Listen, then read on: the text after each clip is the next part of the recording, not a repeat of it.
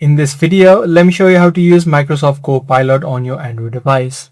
Welcome back everyone to this new tutorial video. The simple process of using Copilot on your Android device is just going to be to download its platform. So just head over to the Play Store, search for this platform, and you'll be able to see this application. Make sure you download it as well as install it on your device. Once the application now has been installed, make sure you open up the platform and straight away you'll see a section where you can start chatting.